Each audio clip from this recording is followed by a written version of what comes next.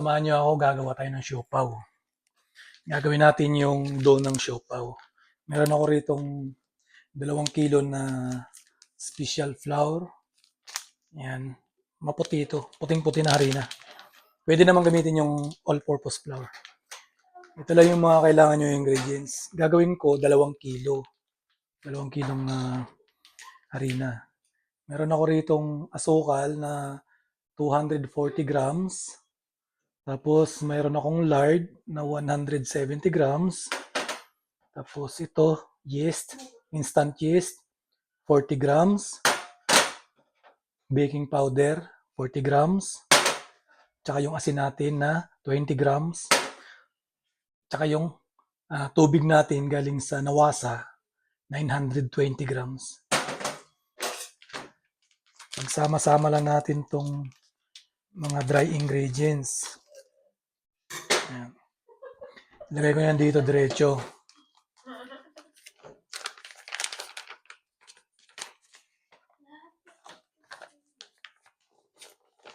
Ayan. 2 kilong gagawin natin. Sunod ko na yung yeast. Tsaka yung asukal. Haluin ko na muna.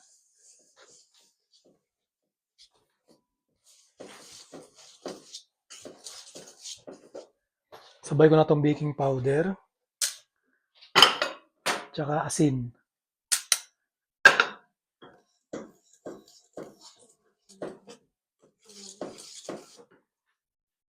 Tsaka ngayon yung lard. May commercial pa. Agi na.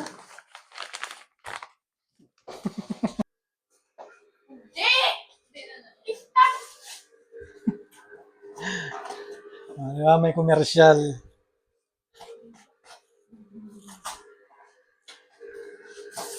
Lagay na natin ngayon yung ating tubig. Sa paglagay ng tubig, wag muna nating lahatin kasi mayroong mga harina na matatakaw sa tubig. Mayroon ding harina na konti lang yung tubig niya, basa agad. Kaya wag muna natin ubusin lahat. Ito 2 kilong harina.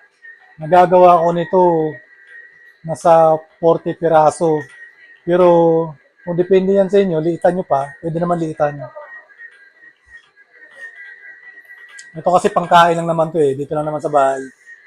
Kahit ilagay mo to sa freezer, walang problema. Pag gusto mong kumain, i-microwave mo lang muna ng 1 minute or 2 minutes, okay na yan.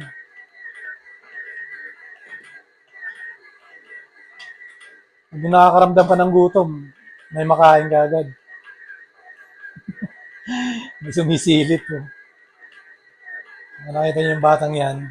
Yung tubig na yon is saktong-sakto yon sa all-purpose flour kung gagamitin mo. Pero dahil ito masyadong mataas yung ina na to kaya kulang yung ating 920 grams. Dagdagan pa natin.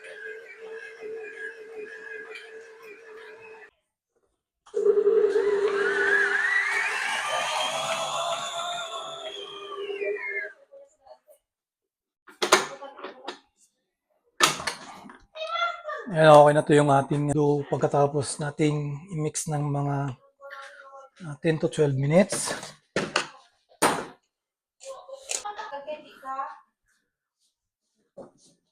Diba? Gagawin natin, palsahin lang na muna natin to.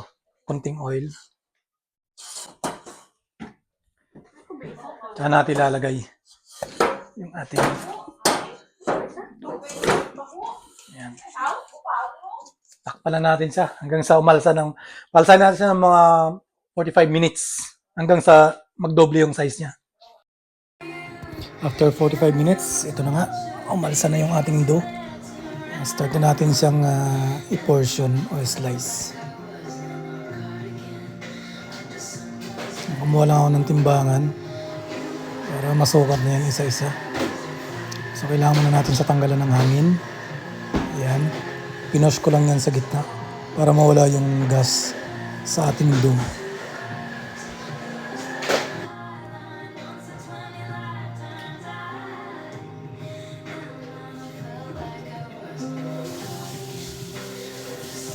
Puportion ko lang yan ng 83, 84, 85. Di baling, wag lang siyang tumaas ng 85. Di baling mula sa 83, 84. Yan.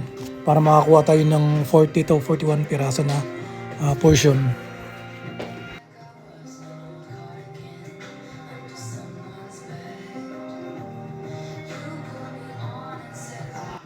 Tapos natin ma-portion, bibilugin lang natin siya.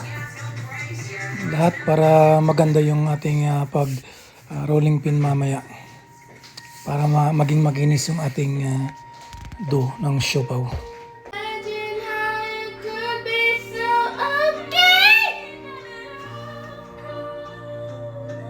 Ito na pala yung ating palaman sa siopaw.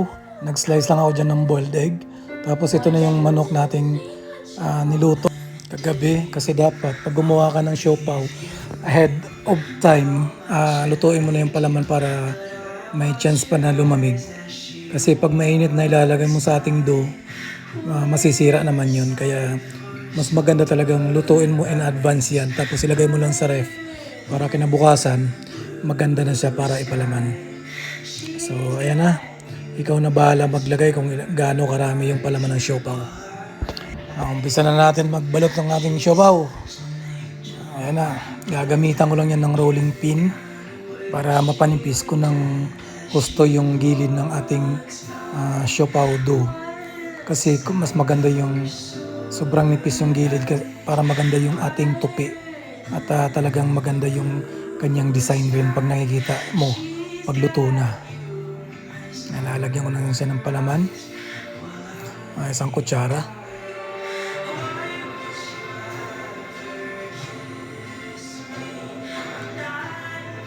Tsaka 1/4 slice na egg.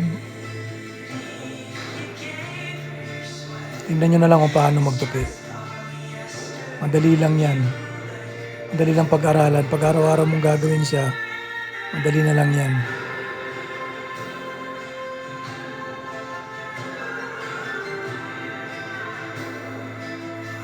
Kasi ginagawa ko yan sa trabaho mga 2 times a week. Yan, gumagawa ako.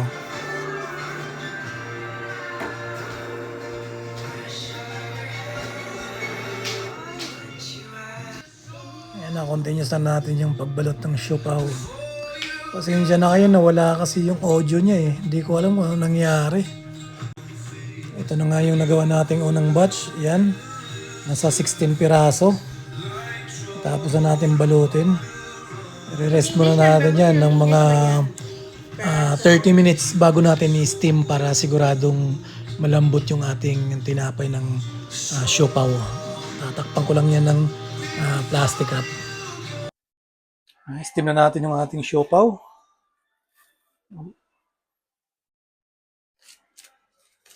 Ilang piraso dong dikit ibang ilang piraso lang kasya. Salang na natin.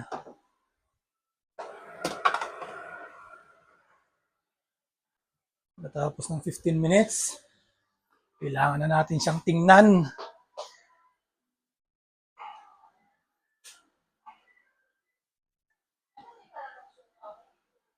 Ooh.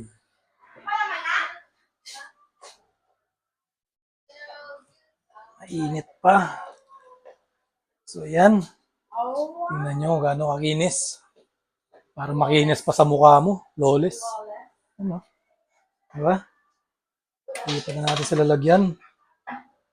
Meron lang part na medyo nag-open siya. Pero okay pa rin.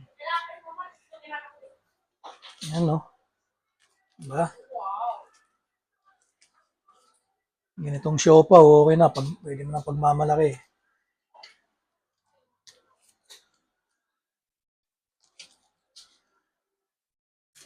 Diba? Yan siya, oh.